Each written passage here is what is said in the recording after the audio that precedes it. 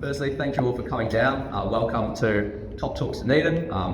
This is part of a series of talks that we're sort of putting on around the country. Obviously, the party's sort of starting to go through some rebuilding and looking into the next election, and this is part of that. We're consulting with members nationwide, major sectors, and alongside that we're bringing along subject matter experts who are sharing their perspectives and their points of view on a wide range of things that TOP cares about and that people around New Zealand care about. Obviously, down here in Dunedin, healthcare is a big topic at the moment, and so we're very pleased to be able to bring Rob Campbell here to share his perspective.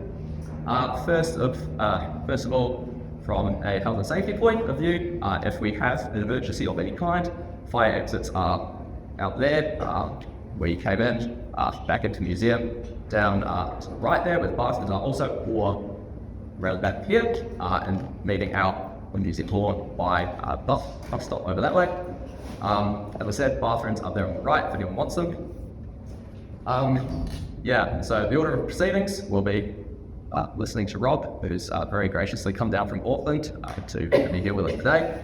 And then we'll have a short intermission after Rob speaks. For anyone who would like to leave, feel free to do so. But we'll then have Peter Tate, who is TOP's National Operations Manager, basically giving an update on all the very exciting developments that are happening behind the scenes with the party as we go through this rebuild of the structural change, and basically helping to introduce anyone who's interested and see what we can do as TOP supporters or interested members of the public, what's going on behind the scenes, what the vision looks like going forward. So that should be very exciting. So without further ado, got Rob Campbell with us here today. Rob's had a long and storied career. Started off with the trade unions. He's worked in the private sector. He's been the head of some of New Zealand's largest companies, chair of Sky City through the COVID-19 pandemic, which obviously I'm sure was a massive test of leadership. He's one of New Zealand's most respected enterprise leaders. He's awarded Companion of the New Zealand Merit for his services to business. And in 2021, Rob was appointed as the inaugural chair of Te Whatu Ora Health New Zealand, which obviously gives him a unique perspective with which he can discuss the various issues facing New Zealand's health sector today, and issues that we feel quite strongly about down here in Dunedin. And so, we're very pleased to be able to present Rob Campbell. Give him a warm Dunedin welcome, please.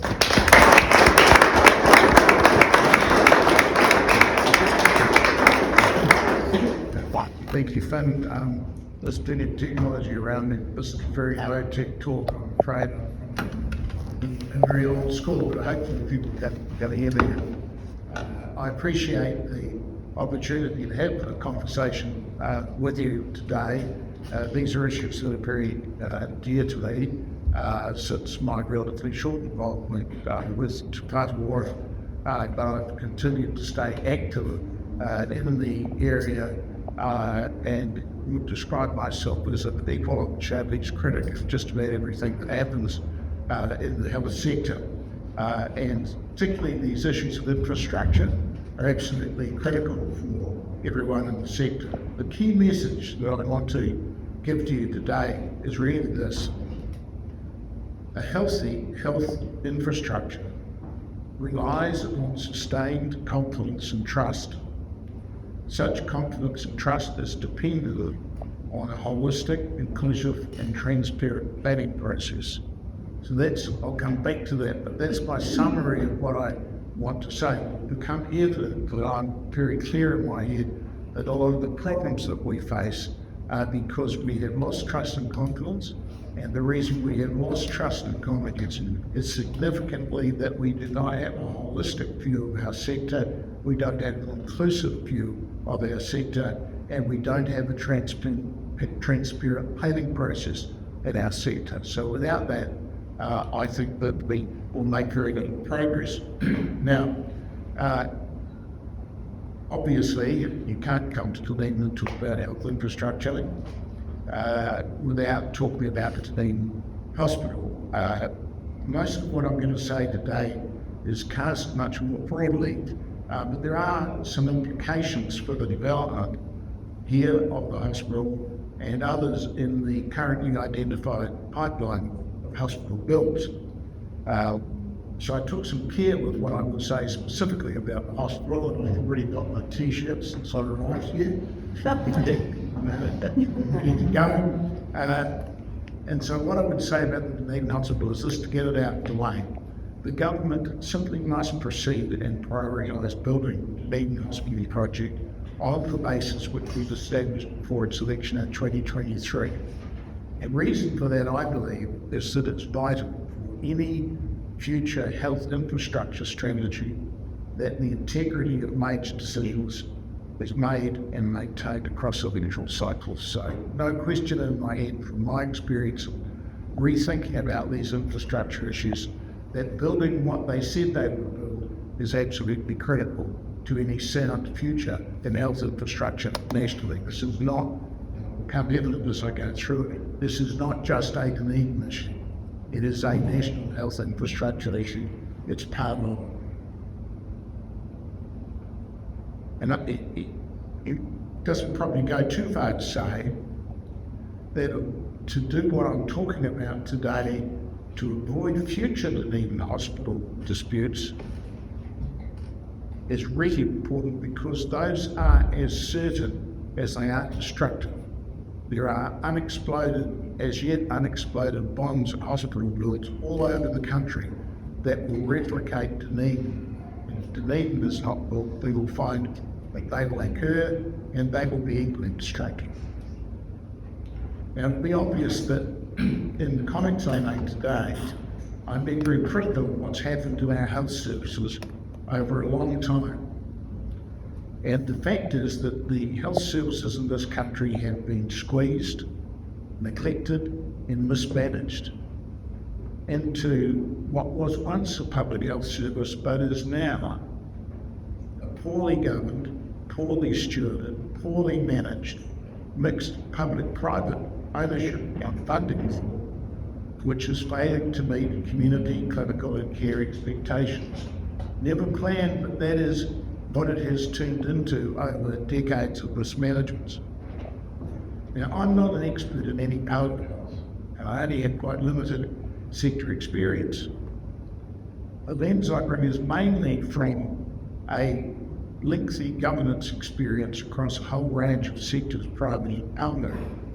Now, those are, I do acknowledge, there are people here who know a lot more about specific aspects of health than I do. There are important limitations. I'm not pretending to have detailed answers, just ready to contribute to observations, with the aim being to get better outcomes than what we have now, and what I certainly fear we have ahead of us. As I said, there's a great deal wrong with our health services at the moment, but that position we are in has not been created by this government or the previous government, but it's been created by a series of governments over many electoral cycles. And we have to recognise that it will not be solved quickly or inexpensively.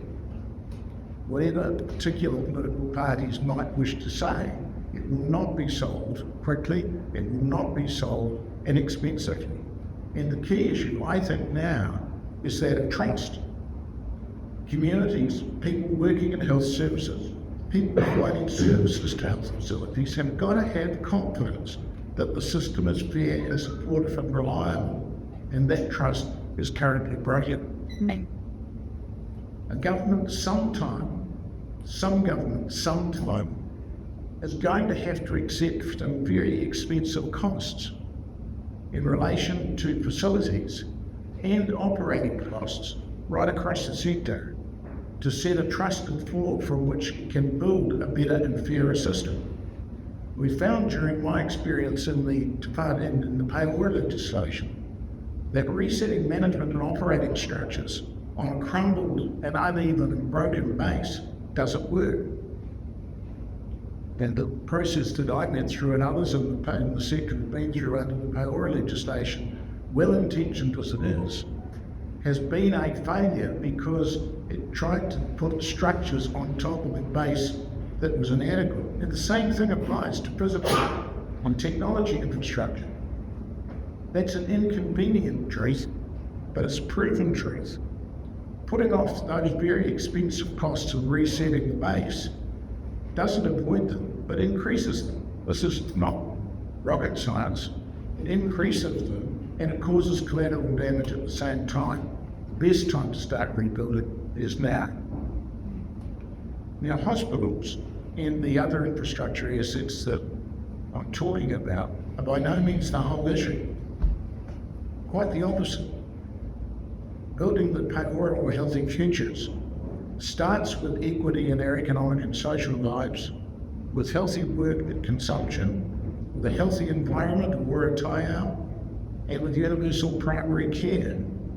But people will, of course, still age, still get ill, have disabilities, you require health infrastructure to deliver vibrant health care. It is expensive, but it's no more expensive than not having it. In my view, the current guiding advice on health infrastructure is quite unrealistic.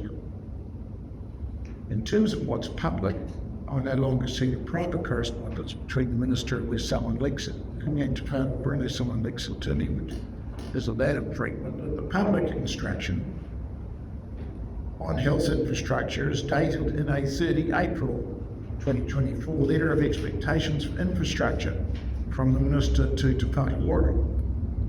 The letter notes some organisation progress being made in preparation for a medium-term plan for the public funded infrastructure or non-public service government to get it starting a paper like that. And it does include suggesting making progress towards the National Asset Management Strategy. But the paper instructing Te Whare ignores totally the massive gaps in past funding.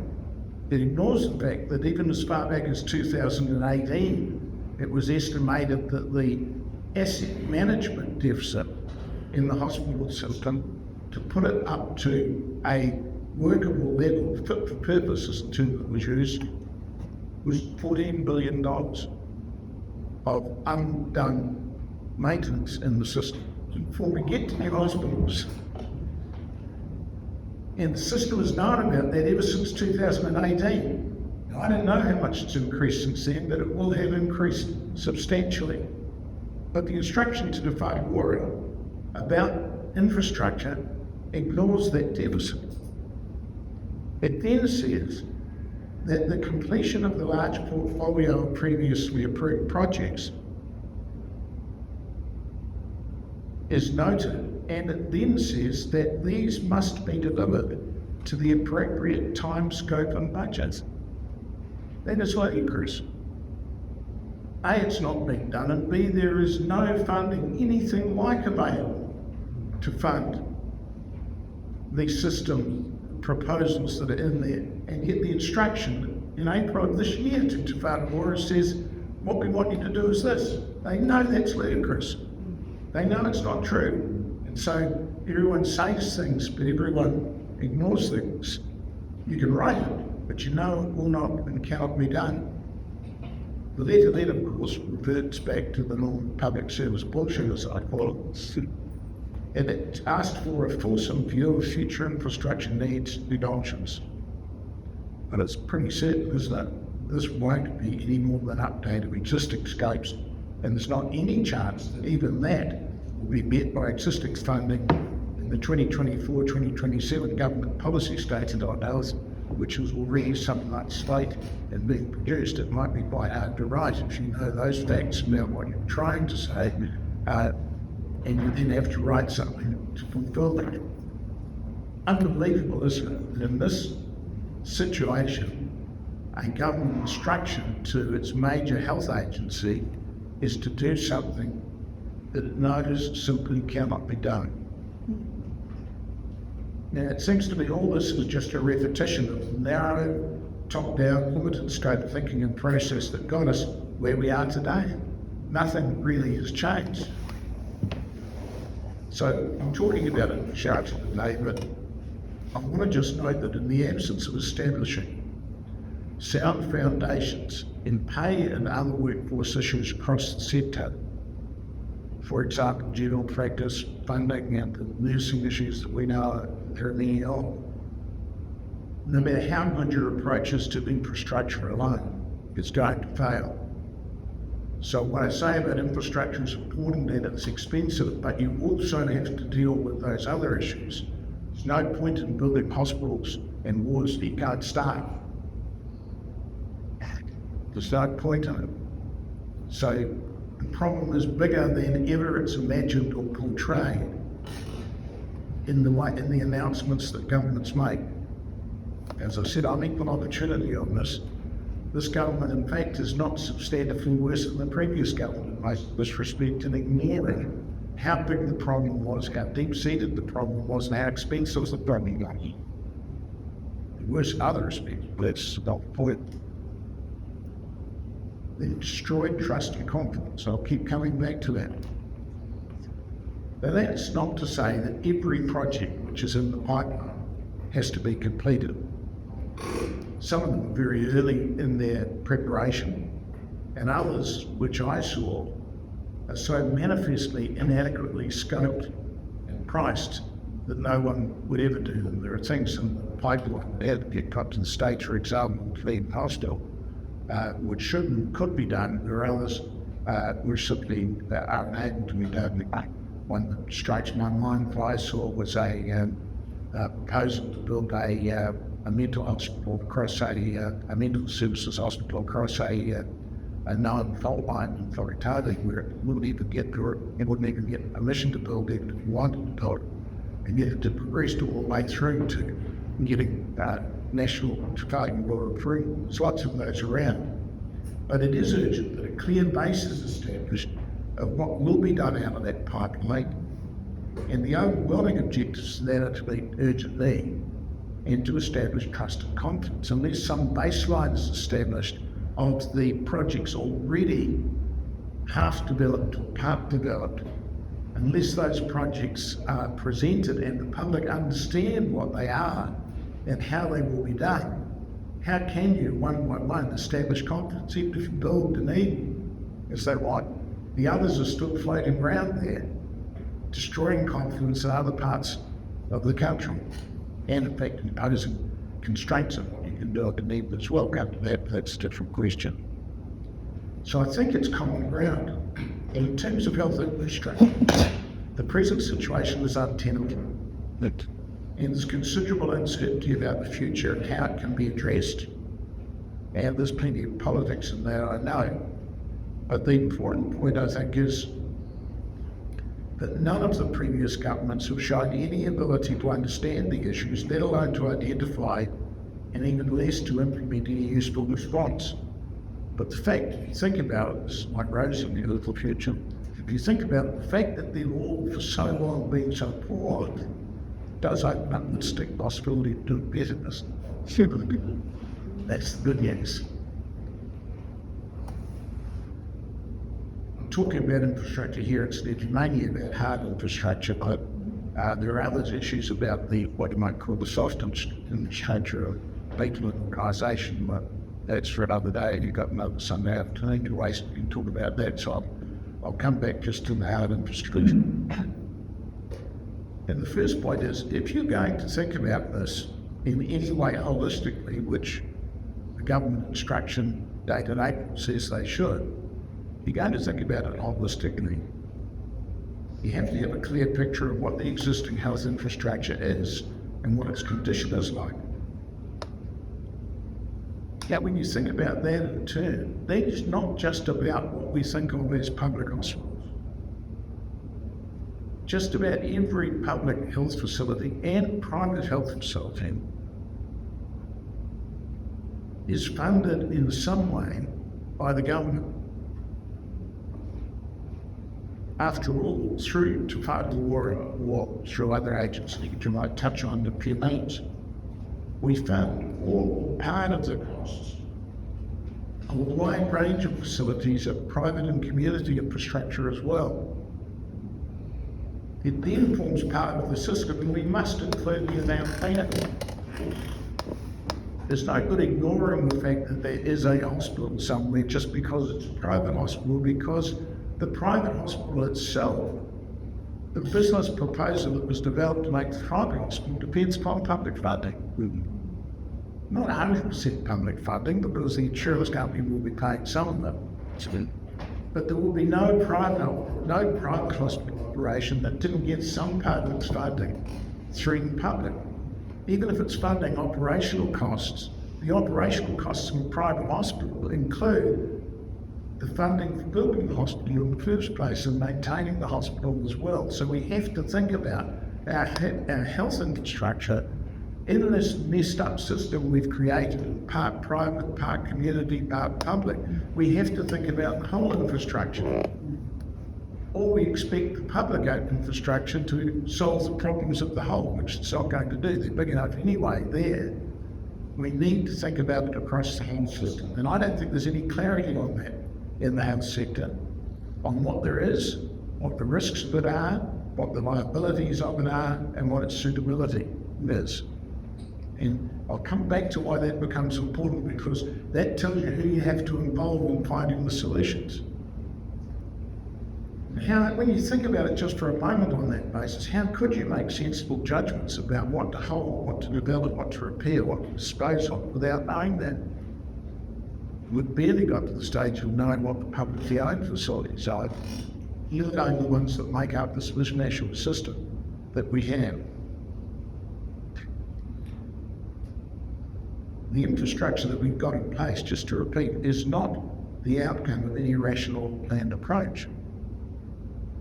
It's been more the result, if you think about it, even in the public sector, pure public sector, what we have today has been more the result of political haggling, partisan advocacy, of private initiatives where profit opportunity appears and community initiatives where profit opportunity doesn't appear.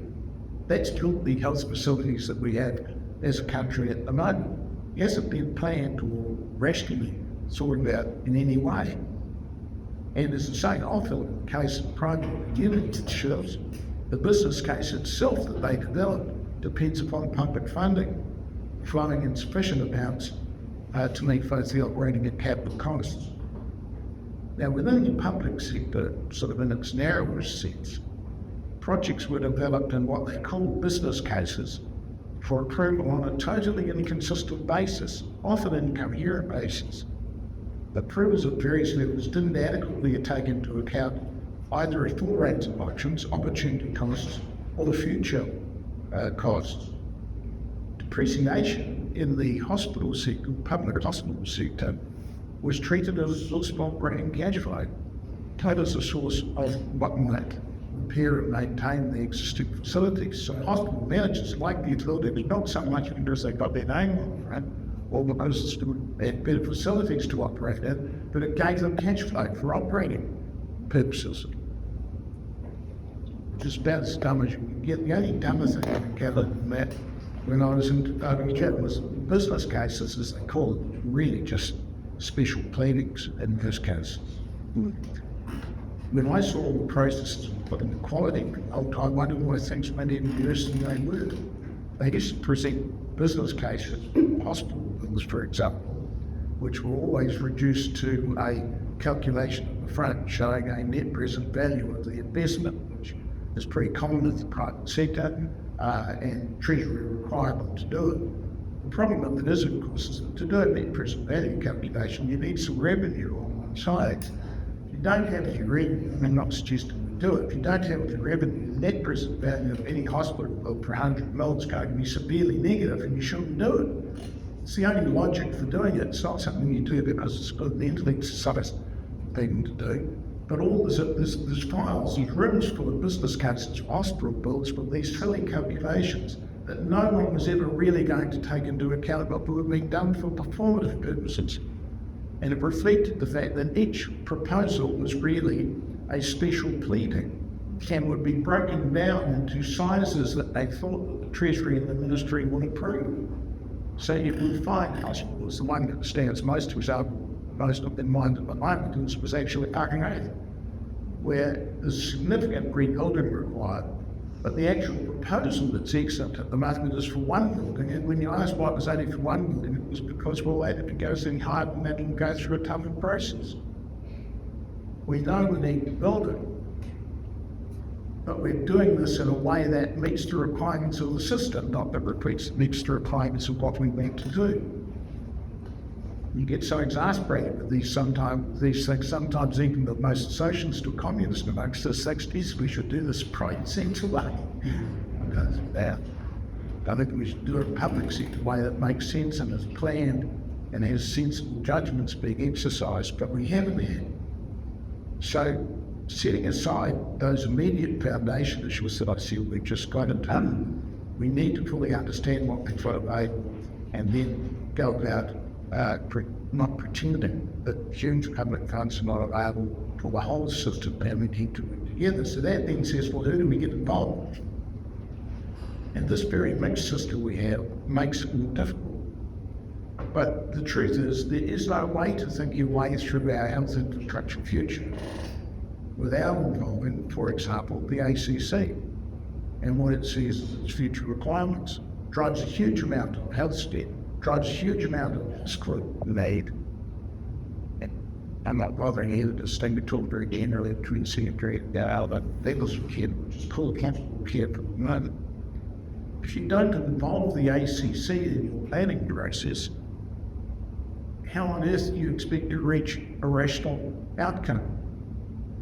I still can't understand why the ACC was excluded from priority legislation itself and wasn't included, frankly, because it's such an important part of our system. When you come to infrastructure, it's absolutely critical to understand what will be available from ACC and what they think the demands will be in order to make any decisions. You have to also include the expectations of health insurers in it. I personally don't have any health insurance, but I don't like the idea of health insurance, but half of New Zealanders do. Most of the new builds that are going on at the moment have been financed ostensibly by insurers and, as I say, significantly by public funding as well. But you can't plan health infrastructure for this country anymore when half of the demand on health infrastructure is being financed through insurance companies, but not including them in their expectations. They have to be included unless you're going to nationalise and do something else, which isn't going to happen to its duration. They have to be included. We have to bring them into the system of planning our health infrastructure, or we will never reach a rational conclusion. The same is true at smaller levels for organisations that are working for FICAHA, various charitable health operations and others, which are not insignificant in many instances. Same thing exactly for Hanawes and John. They have to be included in the planning for what our health infrastructure could be and the funding of our health infrastructure. If we exclude them, we're trying to solve a huge problem by focusing on only a small bit of it and focusing on it in an irrational way. So one of the first things we have to do is address that. I haven't even touched yet on the aged care sector, where there's a huge deficit of need projected ahead of us, mainly met by the private sector at the moment, but it won't be met by the private sector because large parts of that plan will be for people who do not currently own their own home and can spend the money at their own home on their aged care. A big bit of it is coming, and the aged care industry spells this out year after year after year that that's what's happening and that's what's coming. It is completely ignored in our planning for health infrastructure, which will either be in hospitals or in aged care facilities which are built by and funded by our health service system in some way. And so if you're going to talk about seriously planning health infrastructure, you have to include these people in that discussion. It's not something you can do in Don's Street or briefly read of its heights now goes with the ministry. It can't simply be done in isolation. It has to be done with those other people. Now, just as it has to be done nationally with those other people, you also have to find a way to include your local communities, user-provider structures, for example, like the Iwi Māori Partnership Boards. Because if you do these things simply at a national level, you will miss the local needs and nuances and demands that there are, because every bit of the country is obviously not the same. And that's one of the things which the DHB has probably did, I think, poorly, but nevertheless they were a conduit for a level of community involvement. And when you think about it, and I'm not just mourning the past, the localities that were envisaged by the Kamoura legislation, I invite you to go back and have a look at what the localities were supposed to do. Were designed to do exactly that, to facilitate and organise and combine local consultation on health needs, including infrastructure needs, and to feed those into the system. Now, because what happened with the locality plans was that they were poorly defined, political impatience came in and they're gone. But we no longer have any control in our system for local involvement, for community involvement in the planning of this huge infrastructure issue. And we will have to create one. Otherwise it will fall over, it won't work without that level of local control. So something has to be done to find that. There are people who think that local authorities can do this, and globally there are instances where local authorities do play this heightened role. My eyes roll a bit, I'm afraid, when I think about trying to get over some from the DCC. My eyes roll a bit when I think of trying to get most local authorities to constructively feed into this process, but there may be some logic. It might be one thing you want to think about. Could look at how they explain the problem. Of course, the government's intent on restricting what local authorities can do, not increasing their resources to do, but somehow we have to find a way. If we're going to have a rational health infrastructure system, we have to find a way to organise local involvement. And to me, it seems crazy that that's never been done. The same issue arises with commission involvement, frankly. To varying degrees, clinicians and other workers in the health service capital influence individual projects. Not as much as they would like, I know, but to some extent. But my observation is that often that influence reflects their own person and their own location more than it does a more holistic influence based on their knowledge of the system. In other words, they're pretty partisan in what they put forward and advocate for and fight for. The same is true with educators and professional bodies. And educators, I'm Chancellor at AUT, we educate about professionals in the country, but doctors with anyone else. And there's a lot of partisanship in the way that we advocate for things as well. It might be like I would a university and doing a medical school rather than just the two existing ones might be just an example. Why do we have, I think it's probably correctly, probably one other suggestion might be correct. There are 22 or 23 institutions training nurses in New Zealand to different levels of qualities and all that kind of thing. And they all advocate for their bit of it, what they want for their nurses, and that's kind of fine. But what I'm suggesting is across all of that, and of course the senior clinicians, it's not bad to find senior clinicians who are private investors in other health facilities, not just their own. I'm very struck at Waikato Hospital, it's a lovely facility just straight across the road from Waikato Hospital. It is owned by the doctors that work mainly at Waikato Hospital. The only thing they didn't build in the place new building was a car park, because they had one already provided by the taxpayer across the road. That's not that uncommon, so it's nothing. I'm not being critical of those doctors for doing those things, but their level of input into what was needed in health infrastructure in the Waikato is obviously influenced by the fact that the owners were significant development of that own right. And so what we have to do, I think, it's a big challenge for all of us. It's not something the government can fix, just like the locals thing has to be organised. We have to find a way in which the knowledge and concerns and skills of our health workforce are channeled into the planning.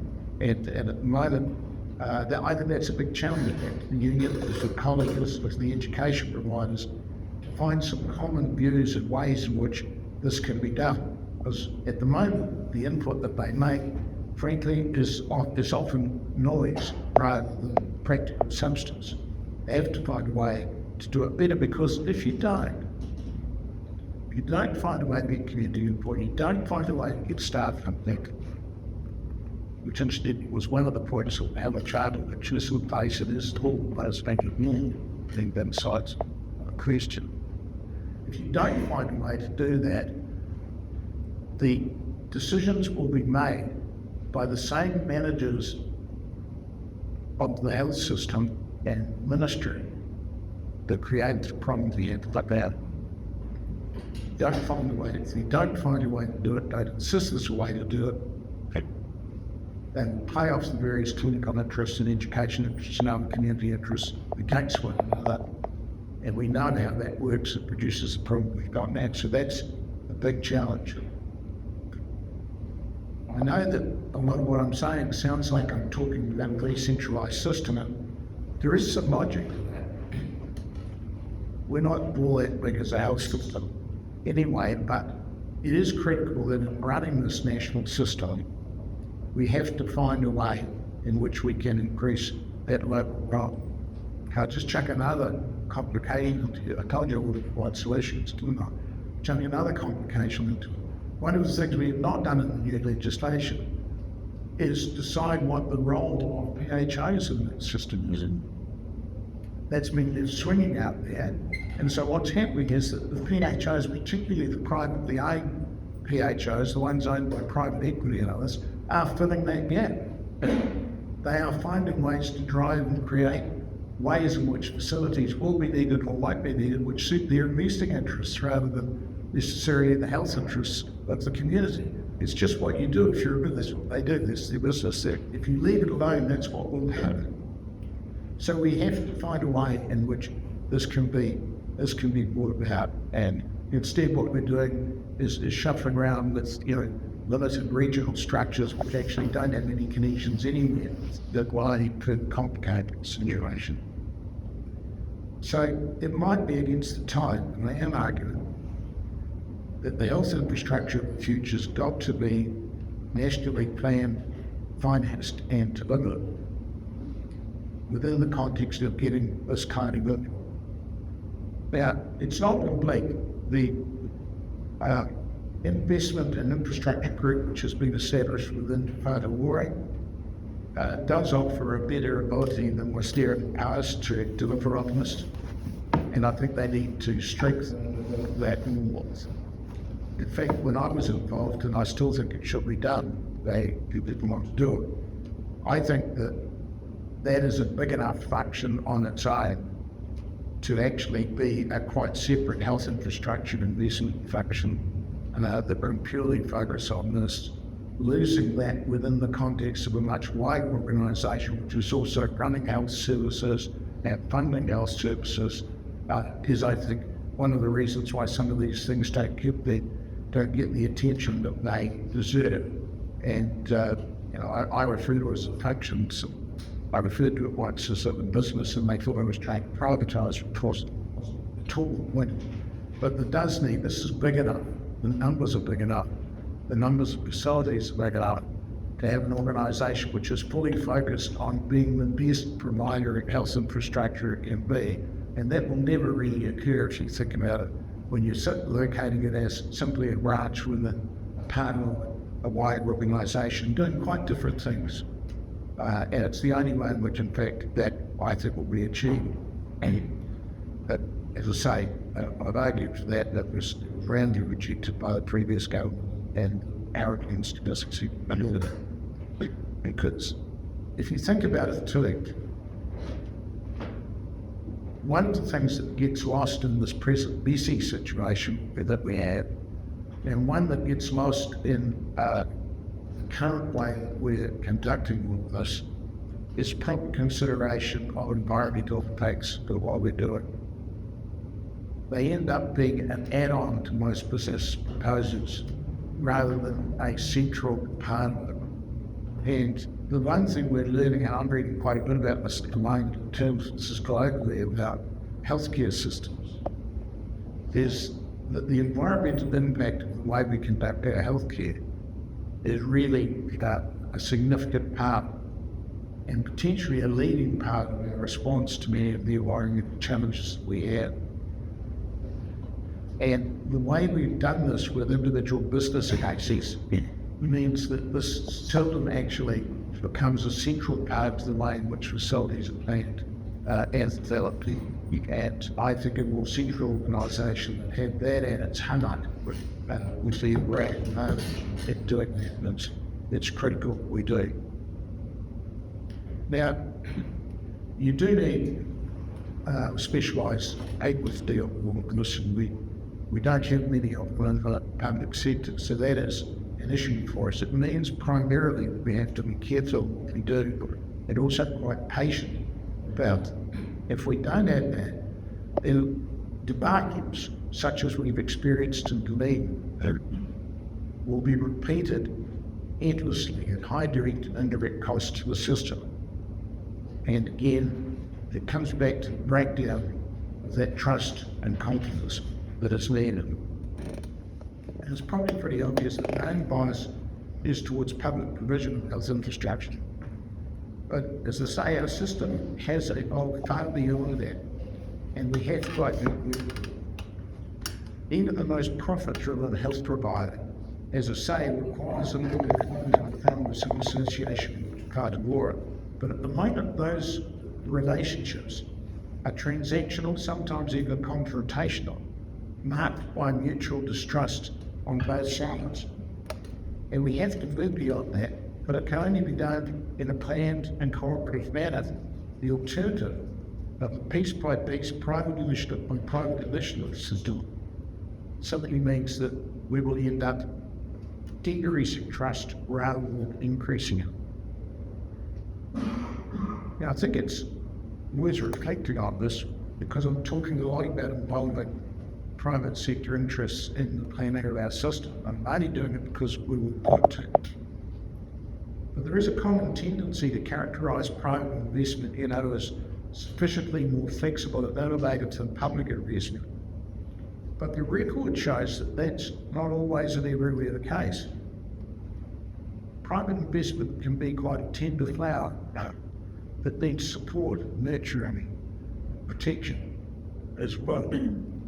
And in practice, when you come to private investment at large scale, such as infrastructure investment, what private investment really wants is the same certainty, the same trust and confidence that we need in the workforce and in the community. Otherwise, they will not commit. If there is a planning process which is explicit, transparent and reliable, it's far more likely to attract private infrastructure investment if that is what you want. It'll be more available on better terms in risky, uncertain climates, such as we have now. Now, to say, that's not my preference. I think there are other ways of doing it, but if you are of the view that you want private finance to come into these things, then the same approach would apply as if you were going to end up funding it primarily by public investment. That level of trust and confidence is also what is important to the businesses that actually talk about public in these things. Businesses that actually are all private operation. Didn't used to be. We had a Ministry of Works, but again, that was, I don't think getting back on track includes going back to having Ministry of Works and the current government's head at least. But the businesses that work in providing the construction process also crave that stability and certainty of knowledge of what is going on. So that is the thing that I'm arguing we have to move that way. It's true, I think, also doing this, that by and large, when we are looking at projects now, that don't read into this view about to me, but we're actually looking at projects now, to start building projects now, which we're designing 2 years back, possibly for a different community and a different set of economic expectations and social expectations that we currently have. So I think we also have to start in this process that I'm talking about, thinking about what kind of physical infrastructure actually is most appropriate. Now, there are things such as efficiency that we get from standardisation and modular process and one point I discovered were that we had something like 23 recent designs of hospital beds that was in different building programs. And as you went around various projects, they had all been wheels going time and time again. And there are things that we can obviously improve about that. But I think as we developed, as we move ahead and move into this holistic planning process that I'm talking about, which we must have or get over, as we do that, we've got to find ways to incorporate within it a way in which we're flexible enough to meet developing models of care and innovation in the system as well. Get on what needs to move, but future infrastructure will be smaller scale, traditional hospitals, perhaps more widely spread facilities, enabling to segregate model, supported by technology of mobile specialist clinicians. I'm not trying to project on that, but we have to avoid the view, which I think has been implicit in some major decisions impacting Dunedin, for example, that you only need one of these with the South Island, you only need one of these nationally, you only need this, we only need that. We may have to rethink how that really works in a modern health system. So we have to have something that's flexible enough to deal with that. And that could only be done properly if we were adopting the kind of planning approach, the holistic planning approach that I know. Now, the same as I've talked about hospitals, I'm about to preview the case note. Talk mainly about physical property, but the same thing actually applies to technology infrastructure. There's been a hugely wasteful approach to this in our old system. Confused objectives and processes which continue today. Too much, I think, has been focused on what I call castles in the sky, but not enough ensuring that practical, needed now basic infrastructure is in place. Previous ministry and still at Ward to some extent, as people working away on these very grandiose schemes about what technology should do, while the screen on the desk in front of the company working, but health professional simply doesn't work with that, is our support, software area. And again, it's about trying to progress on things when you don't have the basic system in place, the foundations in place, the trust and confidence in case you can develop these sort of pie in the sky, castles in the sky ideas which have genuine merit in themselves, probably, but which don't relate to the practical experience on the ground. And what you do is you increase disillusion, then the need to increase confidence. That was a huge failure in the transition plan process when I came in to departed work. Believe it or not, the Ministry of Health in Wellington had by far the largest software development house in the country. Of anybody, had over 1,000 people working on software development projects, so there were people in hospitals that couldn't access the screen. And that's been cut back to some extent. I'm not sure if you're right, that's been cut or not cut, but my point is, again, comes back to this question of having a proper inclusive planning system in way. What's happening now, if you're to Ward to be direct about, is rather than thinking about what we should be doing, they're cutting things and stopping things, but not really knowing whether it is the right thing to cut or stop or not, because it's not being done within the context of understanding where it's going. So, chomping has its place, no doubt, but chomping, if you don't do it within the context of where you're trying to go, will again simply increase the level of distrust and disillusion in the system. So, really moving to the final bits of what I want to say is really to repeat it. The key to what we need to do now, and everyone in the health services needs to take part in this, is to establish a base from which the current health services system can work.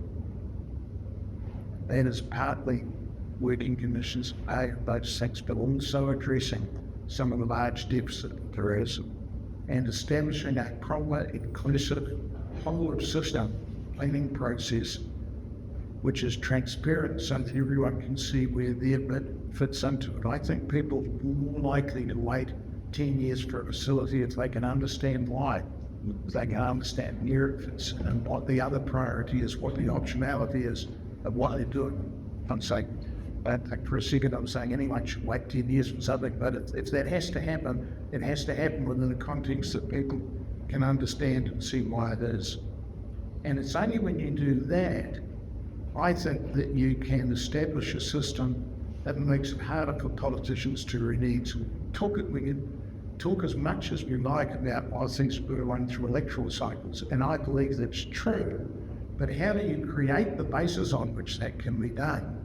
The only way to create it is if there is a broad general community understanding about what the issues are, what the options are, and what preferred solutions are and why. If that's understood in the public, it's a lot harder for a politician to say, oh, that was the other guy's idea, we're going to stop, we're going to start my better idea over here.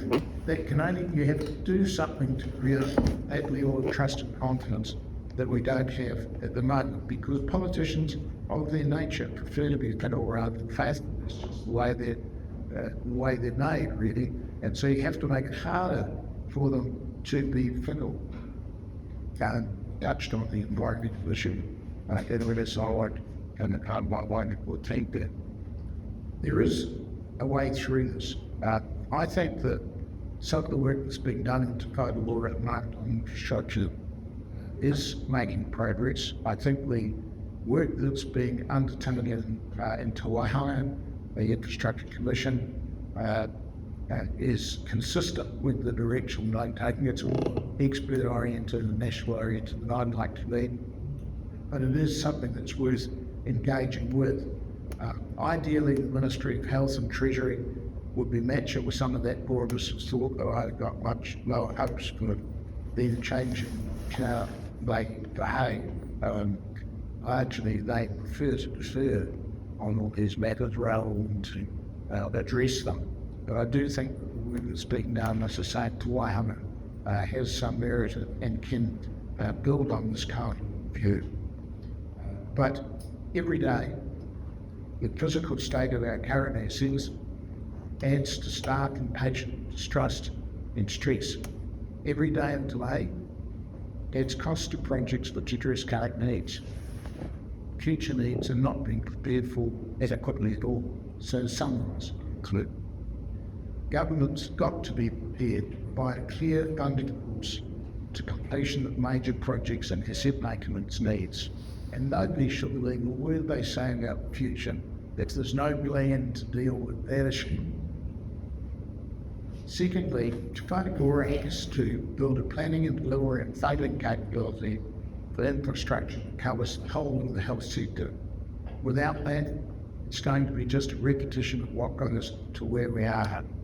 That means that everyone else involved in the health sector has got to be willing and able to make contributions which are not simply partisan and sectional, be it geographical, professional, everything else. They've got to be prepared to set aside some of those things in the interest of getting a better health system. And finally, the infrastructure, of course, because the numbers are so big, it can tend to dominate our thinking, and got to keep in mind all the time that the issue is not this or that piece of infrastructure. The issue of it really is how we build healthy communities and how facilities contribute to that, not the other way around. We've had a very facility-centric system, even though we've done it badly. We have tended to also about rather trying to communicate together. In simple terms, we've got to prioritise confidence and trust, not cuts, restrictions, and limitations. Thank you. Sorry that and was quite long.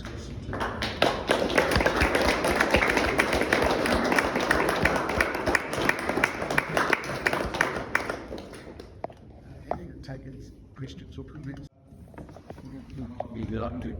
Looking able to be the laid out hospital dish bar in line. yeah, I've got to get back to Cape Town tonight. I have vested a short quilt and cut on the system, and I have done that in English. So I mentioned that there was like 1,000 people working for the health department developing software technology, whatever. What sort of software were they trying to develop that 2,000? well, with all of the project projects, hundreds of takes, I very sure about how them sort out, but the biggest thing was the project Computer, which had been around for quite some years.